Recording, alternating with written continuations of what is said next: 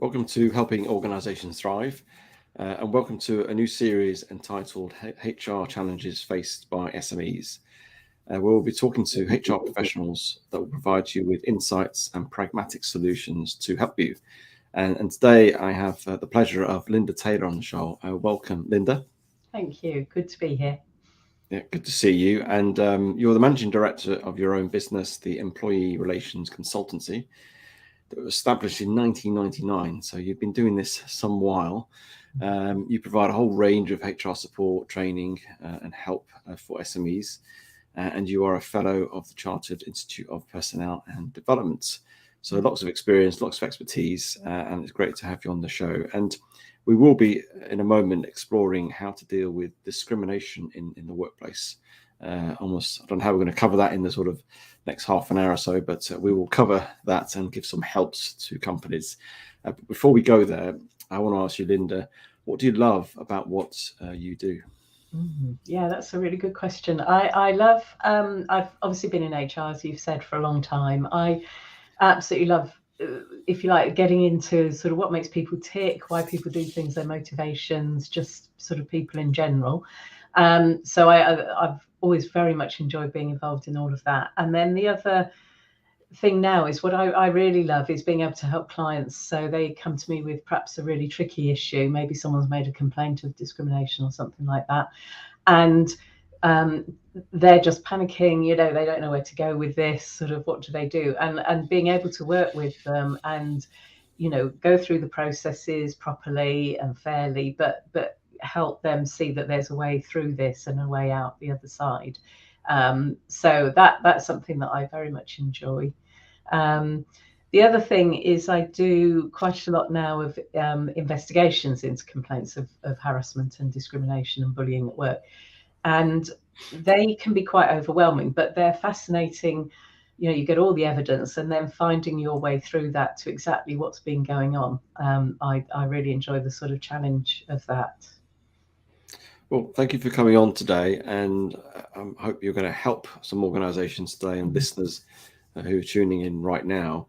And we're talking about discrimination, and in some ways, discrimination is a massive topic. And I want to get from your understanding, what does discrimination cover, just so we can sort of set the context of where we're at, so people can start thinking, okay, that's what it means, because I think it means probably many things to many people, but from your perspective, from a HR perspective, what does discrimination mean? Yeah, so discrimination is really, I mean, we've obviously got the law and everything, but in easy to understand terms, it's treating someone differently because of something about them. So treating someone differently because they're a woman, treating someone differently because they have a disability, treating someone differently because they're transgender. So it's really treating that particular person in the workplace differently to how you might treat other people because of that, what's called in law a protected characteristic. And it extends, often people think, well, we've got half our workforce is women, so that's absolutely fine. So, obviously we're not discriminating. But of course, it's not just about recruitment. It might be that certain jokes or banter are told which are offensive to women or people of colour or people with a disability or people of a different sexual orientation. And so it's more around, does everybody feel comfortable at work? And if they don't, is that because of a discriminatory issue? And is that because of banter or behaviour or other treatment that might be related to how somebody looks, how they appear, something about them that they can't change? It's interesting because you talked about some of the obvious stuff there, the gender, race, and disability, and people are obviously quite obvious and quite clear how they non-discriminate against those sort of aspects, whether it's in recruitment, whether it's in allowing access to the services, building, all that sort of stuff. But you talked about banter, and banter's for me, that's an interesting one because it feels like could it be is it a grey area, and is it as clear as that? Because banter is banter, and in some ways, in a healthy team, that's okay, isn't it? But when it becomes, so just don't want to explore about banter, because I think that's an interesting one. But people perhaps think, "Oh, what's wrong with banter?" It's okay, isn't it, to be a bit jokes around?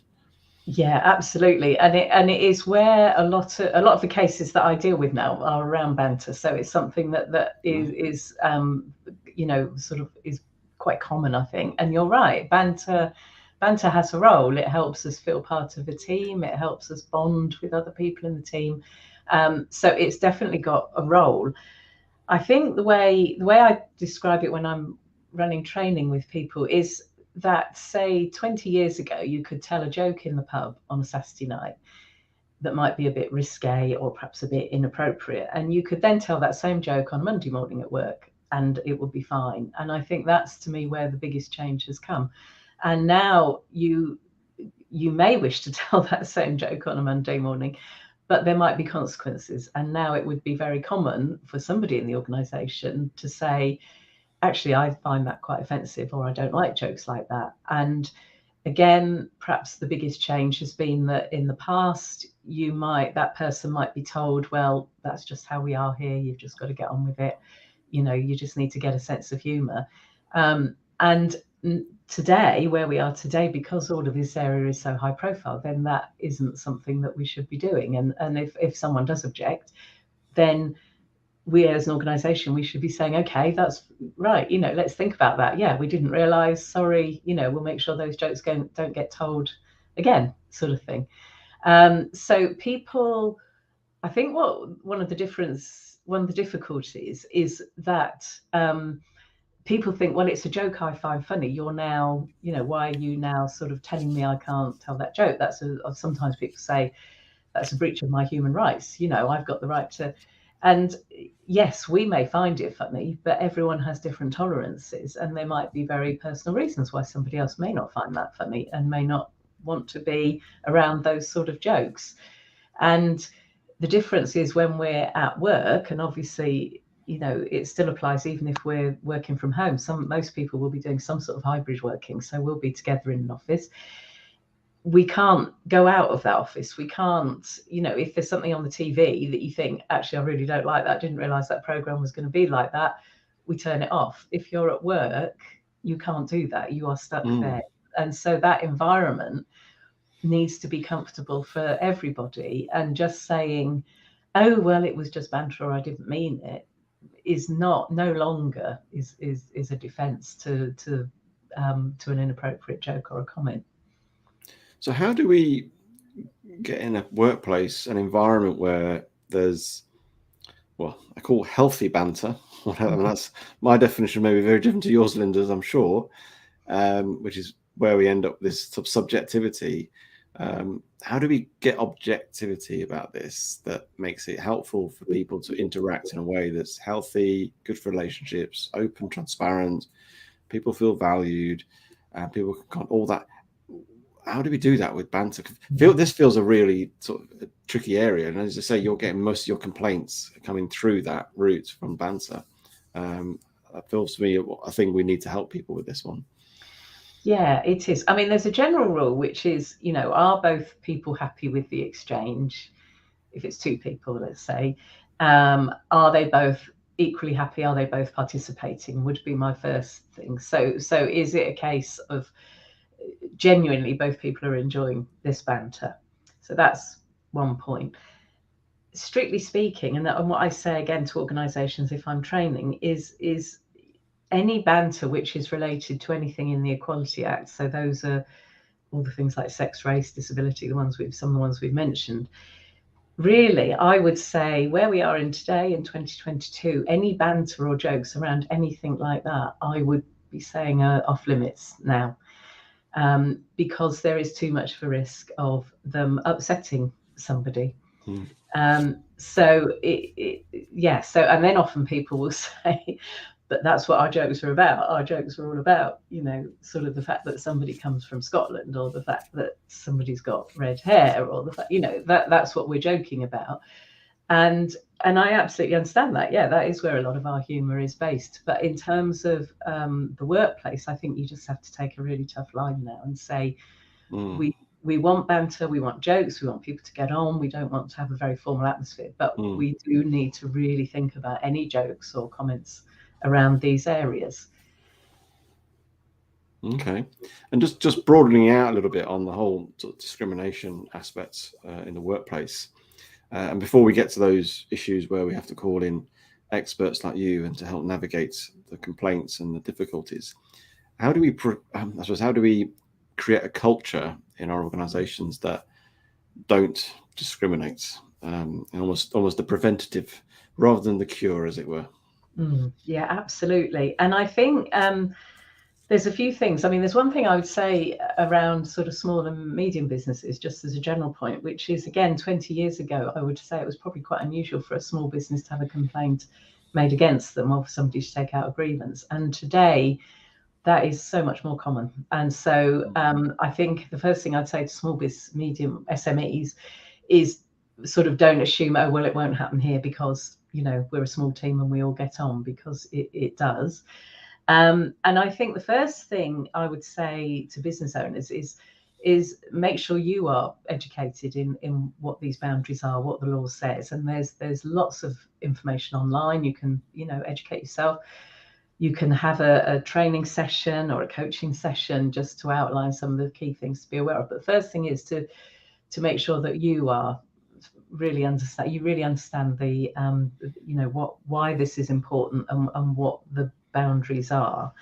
And then I think the next big thing that business owners can do is you can show by your own conversations, by your own behavior, that you will take this seriously. And there's a couple of ways of doing that. One is don't join in yourself. So it's very tempting, if there's a joke being told, for you as the senior person to join in, because again, you want to be seen as part of the team. But I would say don't join in. Maybe you don't need to deal with it, you know, right there, but I think you can just perhaps remove yourself, and then afterwards you have a word with the person who made the joke. So you're showing by your role modeling, really, you know, this is how we want to deal with these things. And then the other big thing to be really aware of is that if somebody comes to you and says, you know, I'm really not happy with that joke that's always told about me or about somebody else, is to take it seriously. I've seen lots of cases where someone says that to their manager or the owner of the business, and again, they're told, well, you know, don't be oversensitive, it's just a joke, it was banter. And you then perhaps a bit further down the line, you see a complaint that comes in where somebody says, and I took it to the business owner and they ignored it. And then, of course, things become much more serious, much more quickly. So I think however you personally feel about what's being said or the behaviour, when the employee who's not happy first comes to you, it's incredibly important for you to say, right, we take this really seriously. Let's go and discuss this. You know, let's go find, this needs to take precedence over whatever else you're dealing with at that point. Take them to a quiet area, side office, whatever. Talk to them. Ask them what, you know, they want to happen, and commit to speaking to the person if that's what they want, or helping them speak to the person, or just to sort of, you know, maybe at the next team meeting, we just say, actually, you know what, I've been reflecting, and, you know, maybe there's some things that happen here that, you know, nobody means to offend, but I just think we need to think about. So just find the right way, you know, of dealing with it. But show by your actions and by your own behavior that you take it seriously, because the reason 20 years ago, people wouldn't complain was because they thought they wouldn't be taken seriously. And they thought, you know, they would then have things that happen to them because they said, actually, I don't like this culture.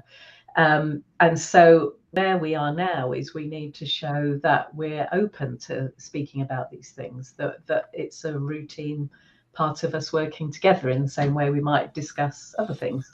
You know, this is just something else in the workplace. And so by showing that we take it seriously, we will act on it, that we understand that for this person it's serious, as I say, whatever internally we're feeling about it. then I think, though, that really then says, okay, we can resolve this, at a very low level. Because as you say, people call people like me in, organizations call people like me in when things have gone badly wrong. And often I find it's because a certain amount of behavior has gone on. The manager, for whatever reason, or the business owner thinks, oh, it's not really that serious, I'll ignore it. And then I always think it's a bit like with children, then they ramp it up to the next stage, then they ramp it up to the next stage because nobody said this is not acceptable. And so I think if you sort of can deal with these things at a very early level, very early stage, at a low level, and make the point that this isn't the culture you want, then immediately, you would hope most things would sort of finish at that level rather than blowing up into huge complaints. That's really helpful advice. And I think people forget that the power of role modeling, the power of leading by example, and cultures are developed and shaped by the leaders at the top doing things by example. They put things in place and policies or ways of working, but actually living it and demonstrating it is more powerful than anything else. And I like the fact that if there's something inappropriate, just to sort of back away or not join in speaks volumes more than people realize. Actually, more people are observing. How do we then? So that sort of was leading by example and having that sort of sense of acting upon people complaining seriously, taking it seriously.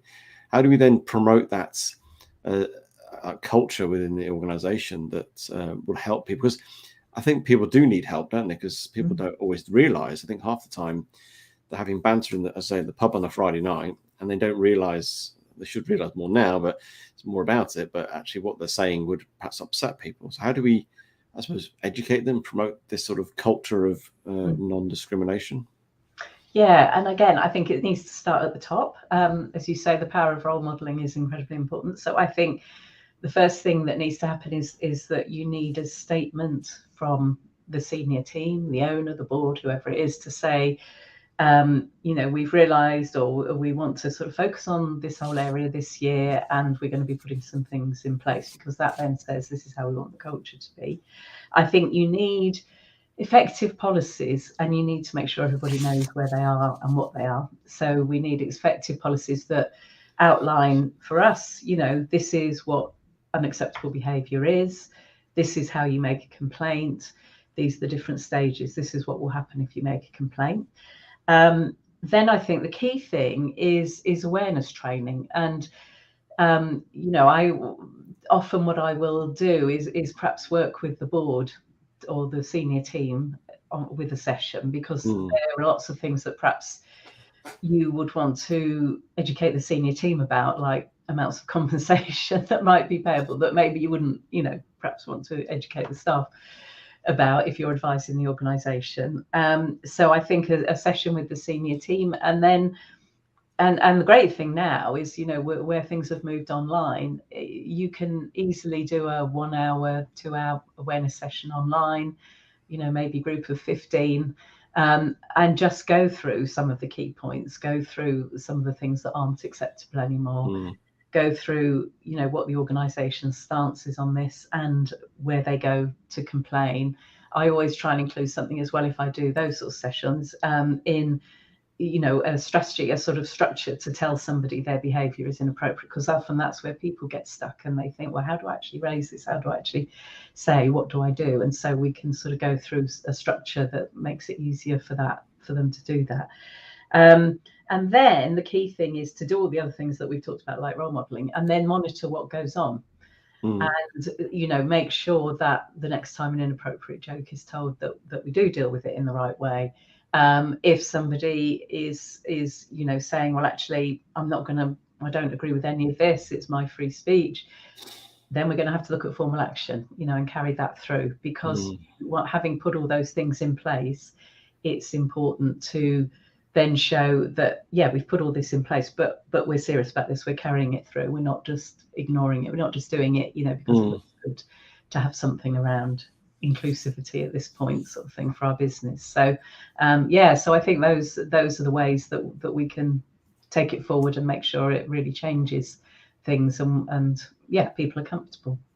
Okay, and we've focused a little bit on banter, which it seems to be the sort of highest sort of complaints that you're getting in terms of your work. What would be the sort of next in line in terms of issues in discrimination, sort of investigations you get involved in? Oh, right. I think the next probably, interestingly, I wouldn't say that physical harassment, fortunately, doesn't, I would say, happen very often now. So I would say the next things that I get, the next sort of, if you like, next level down, would be probably more termed to be bullying at work. So it would be setting people up to fail, overloading them, and that, I think, is something that organisations really need to be aware of with remote teams, because you have much less contact, and I think it's much easier for people to think, I can't say that I've got too much work, or, you know, I do need to answer that email that's just arrived at 10 o'clock at night, and all those sorts of things. So it would tend to be more around perhaps a manager feeling insecure, and so their behaviour is bullying, as I say, is perhaps overloading, perhaps sending, you know, horrible shouty emails with capitals and exclamation marks and all the rest of it. Perhaps micromanaging. So again, I'm thinking about remote teams, you know, ringing people every hour to see what they're doing, and, you know, sort of thing. Or if it's in the office, people are in the office constantly coming in and saying, well, what's happening with that? You know, when perhaps they've only been asked to do that an hour ago or whatever. So I think that's where I would say the next level is probably around what we term to be bullying at work rather than banter. Because bullying, again, it's not the obvious playground bullying. You know, bully comes along, hits you, gets your sweets off you. It's quite subtle, isn't it? And I think it's another one where I think perhaps people don't always realise that perhaps they're being bullied. Either they've been left out of an email thread, or they've been left out of a conversation, or perhaps they've even been ignored in a meeting, sort of quite subtly. That's a form of, sort of bullying, isn't it? Yeah, it is. And I remember back, many years ago now, I got asked to investigate a case, and one of the complaints was that the manager didn't make this person a cup of tea. And when you get that, you know, it comes through to you, and you think, how can, you know, that sounds a bit trivial, frankly. But you then start investigating and looking into it, and you realise that actually what was happening was this manager was making a really big point of making everybody else a cup of tea and not that particular person. Wow. And it's a very subtle form of bullying. You know, they could just say, oh, I forgot, you know, but it became, as you questioned other people as well, it became really obvious that was happening. And was there other things involved apart from the lack of tea making? Yes, there were all the things you've mentioned, like not being invited to meetings, being left out of email threads, you know, being excluded, meetings happening on days. So that person was part-time, so their team meetings would be arranged on a day they weren't in. And then, you know, and then of course the next day the manager would say, oh, well, of course you couldn't come to that, could you, because you're part-time, you know. So it's so all very subtle forms of bullying. Occasionally you still get cases of people shouting in the office, you know, people sort of you know, sort of feeling intimidated or threatened. But it would, again, a bit like with the banter, I would say it tends to be more the subtle forms of bullying. And usually, in my experience with bullying, goes back to the fact that manager is feeling really insecure and, you know, really not in control, and perhaps lacks confidence themselves. And often you can, you know, work with the manager, perhaps after all the complaints been made and it's all been dealt with, to help them address, you know, sort of perhaps some of the issues that the complaint has brought to light that perhaps they have. Yes, because I think bullying is generally out of insecurity, isn't it? Or they're feeling out of control, and perhaps they're even being bullied themselves from their own bosses above from them. It tends to sort of roll down. I always try and, I take the words diversity, inclusion, and belonging, and I try to, I saw a definition which I found really helpful. Diversity is all about having a seat at the table. So you've got the various people you should have there. Inclusion is having a voice at the table. And then belonging is having a voice that's being heard. And I think it sums it up quite nicely, because it's all very well, we've got the, you know, the ethnic minorities, we've got the women, but if you're ignoring people, then they're not feeling belonged. belonging to the organisation, and therefore, well, you're discriminating and ultimately bullying. I really thank you for your advice today, Linda. Really helpful, insightful, and important to do me more preventative. And I'm sure people would welcome your services. So if people want to get in touch with you, perhaps if this has raised a little bit of an issue in their business right now, or a thing they perhaps not thought of, perhaps on the banter side of things, it was felt like a little bit subtle and didn't realise that. How can they get in touch with you? What's the best way of doing that? Yeah, the best way is probably on the website, so which is obviously erclimited.co.uk. All the contact details are on there, so that's probably, I'm guessing, or of course on LinkedIn.